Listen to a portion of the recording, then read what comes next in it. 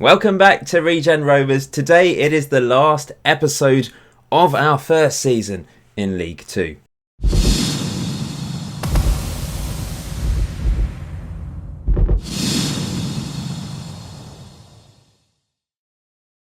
So in episode 72 we pretty much confirmed survival in the Football League, but I can officially announce we have survived in League 2 with 3 games left to play. Stevenage and Ebbsfleet have gone down, and I thought we'd have a bit of a relaxed end to the 8th season. We've got 3 matches left to play in, and we're not expected to win any of them. We've got top of the table Exeter looking to confirm themselves as champions. We've got Salford looking for a playoff place, Chester in 10th place. So 3 very tough matches to end our first season in League 2. But as you can see, we're unbeaten since this Cheltenham defeat in the league. Of course, we lost the Hampshire Senior Cup final in the last episode. But yeah, unbeaten since the 28th of February. Lots of draws. We've turned into a draw specialist.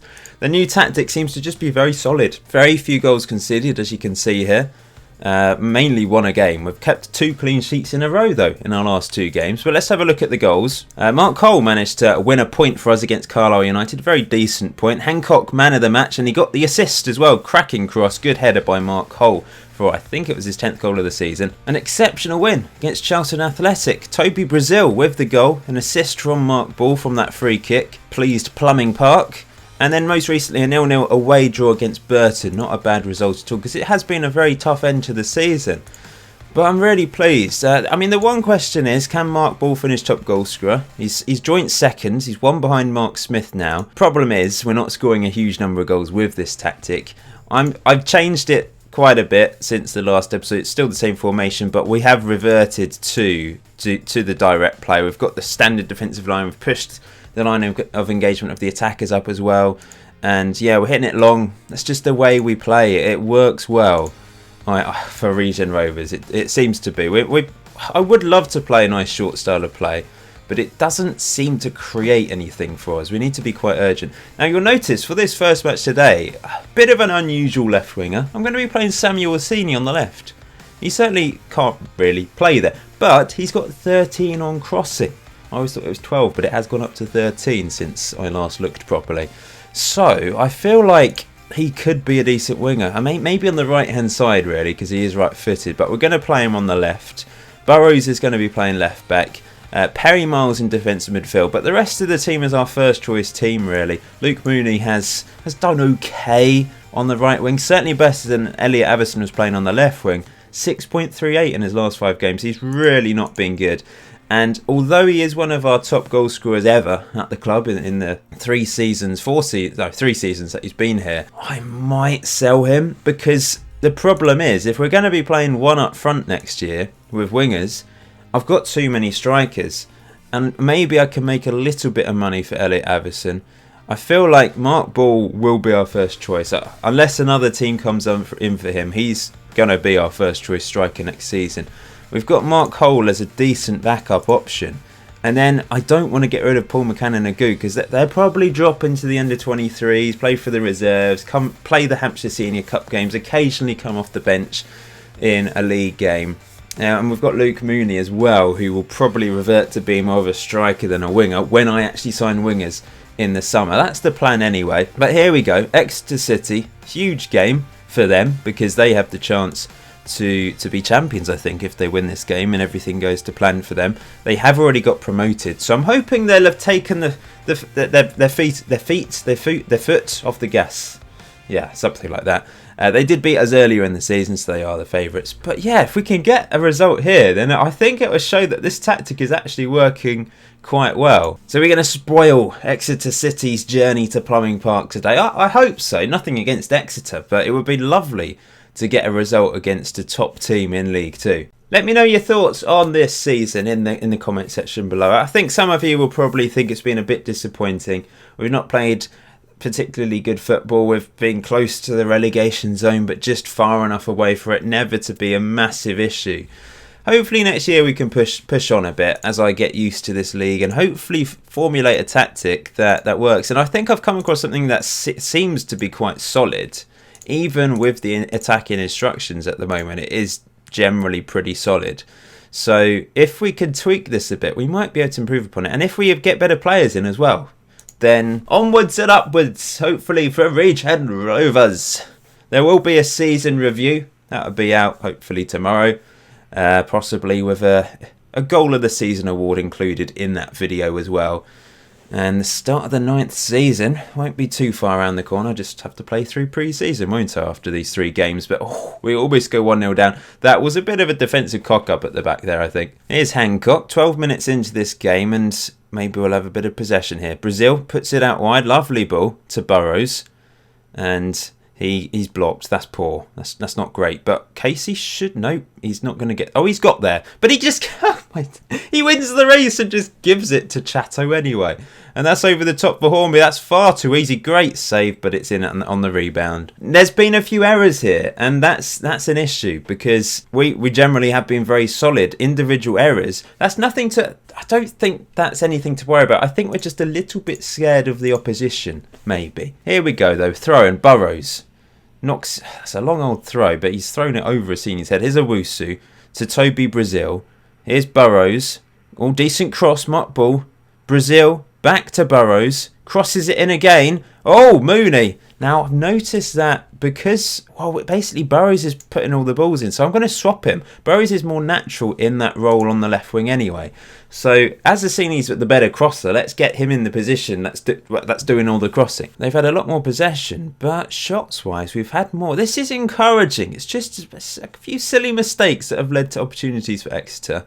Maybe we can get an equaliser before half-time. The Gareth Hancock with a long throw, but I don't know who that was. Just wasn't switched on. But Brazil blocked. Someone go for it.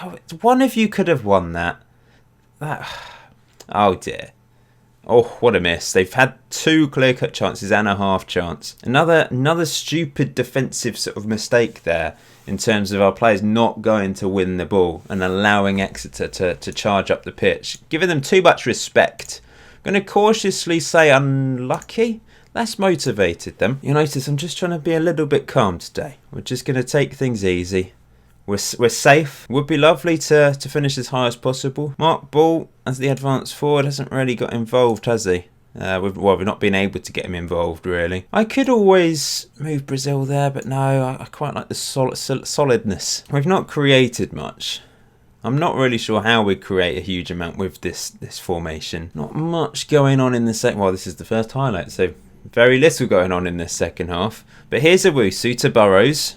Playing as an unorthodox left winger. Here's Owusu. This is nice play. Brazil.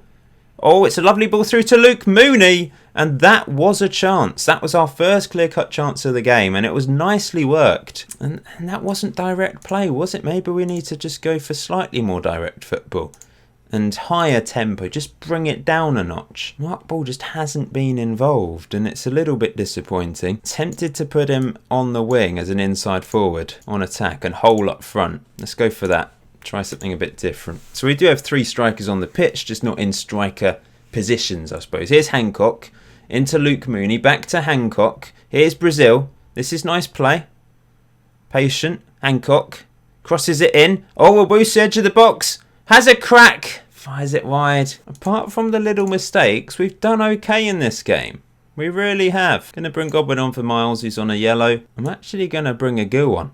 I'm kind of hoping that he can get a goal, a league goal, because he scored every single league season, apart from the first season, but he only played like 3 games at the end of that season. We're going to float them into him, float the crosses, let's distribute to the flanks, get stuck in. We've got 10 minutes to try and get a point, but like I said, solid. Apart from a couple mistakes, only 1 goal conceded. Not bad at all. It's our first defeat for a long time, but it was expected against first place Exeter, let's be honest.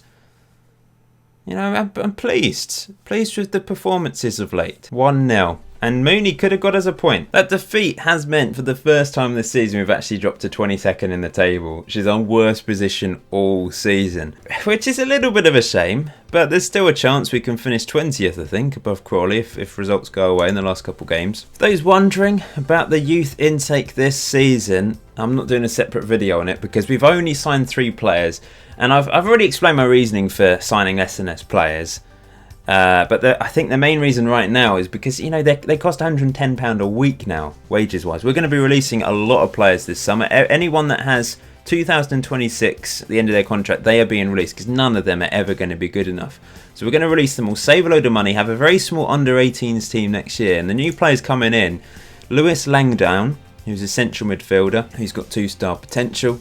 Lee Bridges, a goalkeeper, who also has 2-star potential. They both are unambitious, though, not very good personalities. And lastly, a perfectionist, which is an interesting personality. I presume that's a good thing, but it's not always a good thing being a perfectionist, is it? But Tyler Cherrett, who is a striker. So we've only signed 3 players because everyone else is useless. Second match of today's episode then, and the penultimate match of the season. We've got Salford, who are the favourites. They beat us earlier in the season, but both of us have inconsistent form of late. This is the team I've decided on. Assini, Casey, Averson and Hancock. Burrows has moved up to the left wing position. We'll try him out there with Mooney still on the right hand side. It's a bit of a shame we don't have any natural wingers. We do have a couple of players that can play on the wing in the under-23s. We've got the likes of, where are they? Billy Joe Sugg, who you may remember, long time since he's played for the first team. He played in our second ever season. He played a few games. Hasn't played ever since then. Maybe I should give him a go. Do we? Why not? Let's give him a go. Mooney hasn't really impressed me on that right hand side, so let's put a player there that can actually play there. Although he can't actually play there because I've converted him into a wing back. No, he's a right midfielder, sorry. But I have been training him up as a wing back. And yeah, I'd rather drop deep. Do we do that? Do we go for a 4-5-1 essentially? Maybe we should. Is there anyone else that can play on the wing? I think I've released everyone else that is a natural winger. I'm gonna put Burrows back there.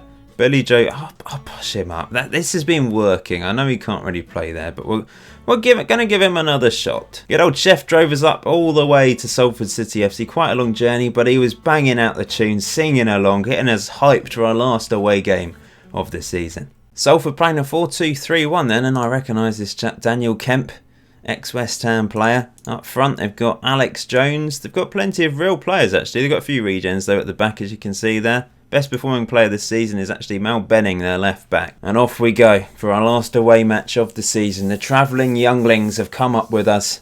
I'm in my gold suit, of course, ready for this match. It's nice and boring at the moment.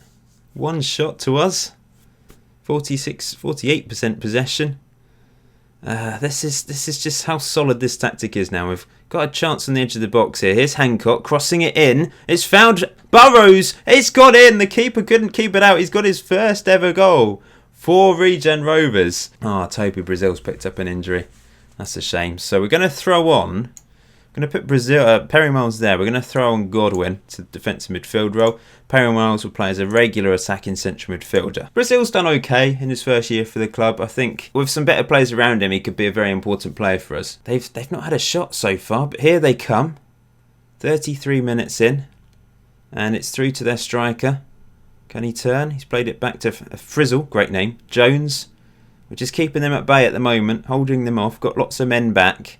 Matthews, Flanagan, Frizzle, what a name. This is patient build-up play. Dan Kemp, good goal, good goal. 1-1, first shot of the game for them. Once again, we're restricting them, restricting the opposition to very few opportunities. In the end, it's had to be a long shot that's got them back in this. Just before half-time, they're on the attack again, and this is a chance. Flanagan fires it wide. Let's keep going. Decent start to the game. Mark Ball just doesn't have any support, and it's a shame because I want him to be top goal scorer in the league. I just don't think he's going to do it because we're not able to give him opportunities. Not seen Billy Joe Sugg do anything yet. Hancock's playing well, he's got the assist. Woosy's going to come off for Norman. Well, this has been a boring second half. And poor old Mark Ball. I'm gonna put him on the right. Billy Joe Sugg hasn't really done anything, but we've generally not done anything. I'm going to throw a goal on again. I really want him to get a goal. And Ball's going to play on the right-hand side. I'm actually going to get the wingers to attack a bit. Let's go for this. A little bit. Well, I've certainly found a tactic that we can build upon next year. We've got the building blocks of something here, haven't we? We've managed to do really well against 2 top teams. Just losing against Exeter and restricting Salford to only 5 shots, 0 chances created by them. That's really impressive. It really is, and it's a long-range shot that has got them a point. But I'm pleased. So many 1-1 draws though in the last couple months. Please, but if we can get a win on the last day of the season, there's still a chance we can finish above 22nd. Yeah, so many 1-1s. What am I going to do on the last day? Do I risk it and go a little bit more attacking? How long's Brazil injured for? 3 weeks, so he's not going to play a part in the last day. Maybe that will make me think I should try something a little bit different. I could get rid of the defence midfielder, but I do feel like that's probably the reason why we're so solid. I'm tempted to test out what I call a suicidal 4-4-2 and maybe play Agu there. Last day of the season, Agu and Ball up front together. Well, Agu won't be playing on the last day of the season. It's going to be the first season since his first season at the club that he has failed to score in the league. He did score this season, 1 goal in the Hampshire Senior Cup, but yeah, first year without scoring in the league. He's never scored a Football League goal. Paul McCann has got 1, so I'm kind of tempted to play him again, but I think the sensible thing to do would be to play Mark Hole up front and just see how this partnership gets on. Now, as you'll notice, I've moved the wingers back. So I'm basically going 4-4-2, which a lot of people have been saying to me, although we've got the defensive midfielder in there with Owusu just in front. So for the last time this season, we welcome Chester Football Club down to Plumbing Park. Hopefully lots of you turned out for this one just to say congratulations to us for staying up. I know perhaps you've been spoiled as fans. So many goals over the last few years, so much attacking football. And this year, it's been a bit of a contrast, hasn't it? But we have survived, and that is the main thing. We owe Chester after what happened in our last match. There we go. Chester going with a classic 4-4-2, so not too dissimilar to ours. Maybe it's a bit silly changing things up for the last day of the season, but we've got this game, we've got all of pre-season to experiment around and try and find something that works. We know this, what I have been playing, has been a very solid base. We've got something to work with. I just need to spend some time getting it properly sorted. Also working on set piece routines because we've not really scored many set pieces this year. So we do need to work on that. And this is another boring game, which I know isn't great viewing, but from our perspective, that's good news. Wusu's picked up an injury. We're going to throw on... We'll throw on Ken Norman. I think this is the most boring game ever. No highlights whatsoever. I was hoping 2 up front would allow us to create a few more chances. Let's just keep going. This might be the quickest match ever. Free kick to Chester. Curled over the bar. Apparently had a half chance, but he didn't show it to us for some reason. Here we go, 61 minutes in, and we've actually got some sort of highlight, hopefully for us. It's lumped over the top for Mark Ball. Yes! Yes! Yes! He gets his 26th goal of the season. That's what I wanted. It's two half chances created today. It's creating something, this tactic anyway, even if we've only seen one of them. And it's a long old classic punt up the pitch from Gareth Hancock. Mark Ball runs onto it and finishes superbly. The 2 up front, I think, allows that outlet. We're just able to hit it long, and yeah, with only 1 up front, it's hard for them to find. Now, I'm going to bring Marcus Higgins on for Billy Joe Sugg. He's not really done anything. I think his time is up at the club. Sini wins that, does well. It's back to Hole. Common Hole. Don't cock up. He's played it through to Mark Ball. Mark Ball, great ball to Norman. Norman. Oh, Burrows crosses it in. No, free kick, corner, sorry. Oh, we've had a clear-cut chance. Where was the clear-cut chance in there? Burrows to take the corner. Whips it in. Casey can't win it. It's back to Norman. Out wide to Burrows again. Deep cross over everyone's head. Free kick. I think Ken Norman might have had the clear-cut chance, but it was charged down, wasn't it? Last few minutes then. I'm going to throw on Paul McCann for Mark Cole. Even if Chester equalise. Oh no. Red card for Norman. Not the greatest substitute performance from him. But even if Chester do score, I'm pretty pleased with how we have played. And I guess we'll just time waste for the last few minutes. I hope they don't score. We don't deserve to concede. Brilliance from Okora, absolute brilliance. He's not got a particularly good high average rating this season, but he's continued to pull off very important saves for us. He's just Barry Miles hacked down. That's going to be a second yellow for their player. Turned into a bit of a bloodbath late on in this game. Few seconds to go. Can we hang on and get a really good solid win? We've created chances, which is really good. That's what I was hoping with this tactic. We'd create chances. So perhaps this is an improvement. They've had a lot more shots. They've had more possession. But I feel like, yeah, overall we've been solid. Again, even though going 2 up front, it's not made a huge amount of difference to how our defensive display has been, really, I would say. In fact, we've kept a clean sheet today, hopefully. 10 seconds to go. Corey comes and gathers. There we go. Final whistle. The final whistle of the season. And it's a win. Thanks to Mark Ball. Gareth Hancock, man of the match. We might struggle to hang on to him, actually, because there was a bit of interest in January. Well, he claimed there was interest, I think. But the season ends with us finishing 20th, which isn't bad at all in the end. That's the highest we could have hoped for going into the last few games. And yeah, climb from our worst position of 22nd this season to 20th, which I think... yeah, I think that's a fair result at the end of the day. Mark Ball does finish second top goal scorer in the league with 23 goals, 2 behind Mark Smith in the end. Changing to a winger tactic didn't really suit him, but overall it suited us in terms of our results, didn't it? Come the end of the season. That looks really good, that last part of the season, I would say. So there will be an end of season review as usual. But let's just have a quick look at some key statistics this season. David Okora with the most appearances this year. He got the most starts, 51 starts and 1 sub appearance there.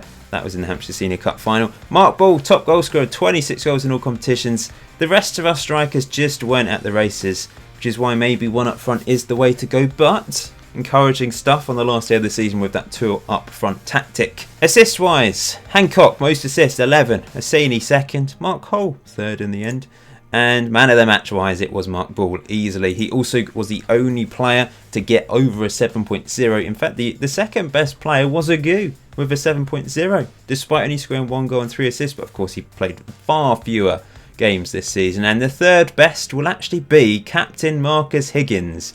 Because remember, the rule is they have to play at least 10 games to appear on the player spreadsheet. So that brings us to the end of Season 8 of Regen Rovers. It's something to build upon. I think that sums up this season. Something to build upon. Until next time, enjoy FM19. Enjoy the rest of your day. I'll see you very soon.